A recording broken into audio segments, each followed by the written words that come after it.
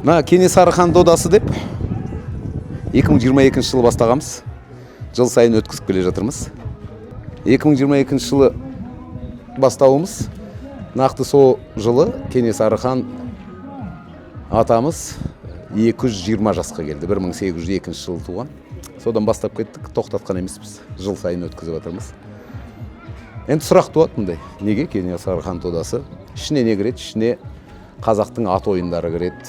Теңгелу бар, садақ ату бар, көкпарымыз бар, аударыспағымыз бар, жамбы деген бар, садақты аттың үстіне шауып келе жатып ататын. Неге Кенесары хан деп атадыңдар десе, жауап мынандай: кім біз үшін Кенесары хан? Біздің тарихымыз. Ол өте үлкен, өте биік тұлға. Қазақты біріктіре алады. 180 жыл болды, міне болады ендігі жылы қайтқанына. Уақиға қайтса да, әлі күнге дейін қазақты біріктіруге, ол кісінің есімі, яғни әруағы қазақты біріктіруге шамасы болып тұр.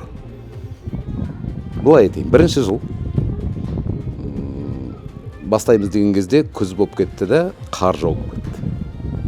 2022 жыл. Енді қар жауып жатыр, күн суып кетті. Алаң дайындау керек бізге. Сосын сол алаң дайындауға бір фирмамен келістік. Танымаймыз, білмейміз. Ақшасын төлейміз деп контрактқа отырдық. Жаңағы трактормен олар әдемілеп түгелін дайындау керек.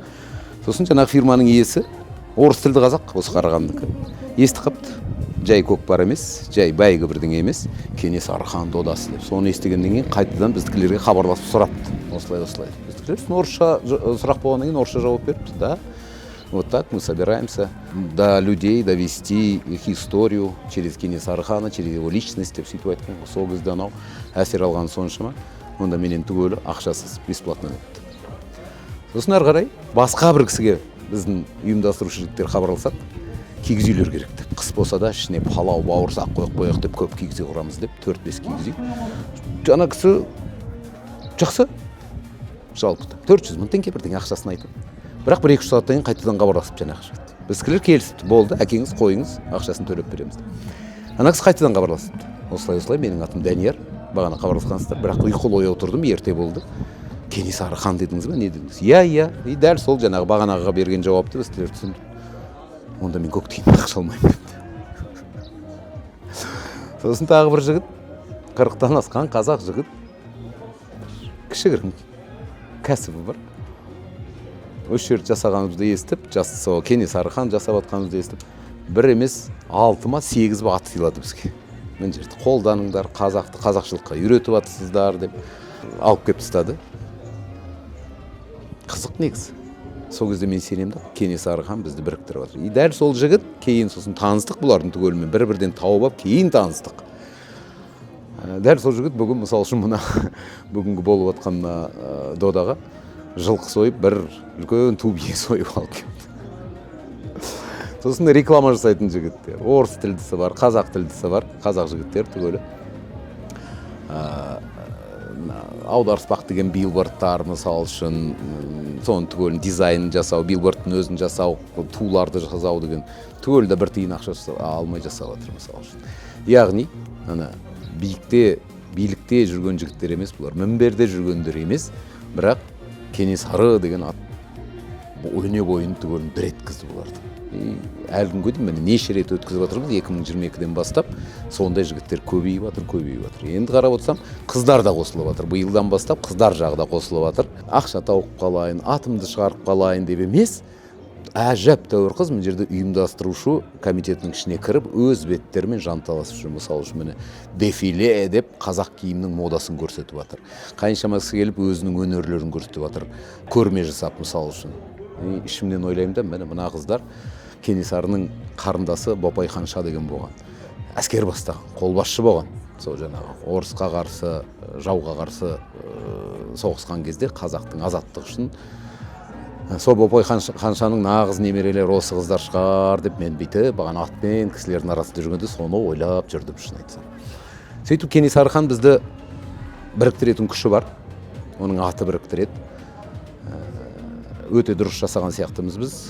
Осы доданы сол кісінің әруағына арнап жасап жүргеніміз. Тарихты еске алу. сол ең маңыздысы бұл жерде. Жай бәйгі емес, жай көкпар беру емес, ақша тығып қойып, машина тығып қойып дегендей. Тарихты еске алу. Кенесары бізді әй қазақ бірге бол, әй қазақ елің үшін, қазақ үшін қызмет ет, соған дайын бол. 15 жастасың ба, 45 жастасың ба, әйел адамсың ба, ерсің ба, маңызды емес, қазаққа қызмет етуге, қазаққа әрекеттерің пайдалы болуға, кім болсаң да соған дайын бол, ойың сондай болсын деп. Жалпы бұл доданың пәлсапасы және философиясы осы. Атымыз шығару үшін емес, халық болып жасап жатырмыз да. Бағанағыда сөзімде айттым ғой, егер сіздер Ерлан Әшімін жасап жатыр десеңіздер, қателесесіздер. Туранел Қазақ спорт деген жер жасап жатыр десеңіздер, нәтиже жасап жатсыңдар дегендей. 200 вольт деген фирма бар, мысалы үшін кеше 4-5 миллион теңгесін басшылар әкеп берді үшеге, осы додаға деп. Солар жасап жатыр деп, сол фирма жасап жатыр деп санасаңыздар, тек қана солар деп. Онда қателесесіздер. Халық болып барлығымыз жасап жатырмыз. Жаңағы жігіттер, қыздар бар, ұйымдастырудың ішінде жүрген, көмегін көрсетіп жатқан дегендей. Біріктіріп жатыр Кенесары, әруақ біріктіріп жатыр. Ең маңыздысы осы. Бұрын біз 22 жыл бастағаннан бастап ат ойындарымен шектелетінбіз. Қазақтың рухы, білектің күші, ақ найзаның ұшы деген ұғымдарымыз бар ғой. Биыл бұлай ойладық. Жаңағы қыздардың арқасында айтпақшы, сол ой келді, комитеттің ішінде бізде жүрген қыздардың арқасында. Неге тек қана ат өнері? Неге тек қана білектің күші, мықты халықпыз деген соны еске алу. Ал әжелеріміздің бізге мұра қылып қалдырып кеткен өнері ше. Ана біздің ғажап дүниеде басқа жерде кездеспейтін оюларымыз ше. Кигізбен жасқан өнерлеріміз ше, өнімдеріміз ше.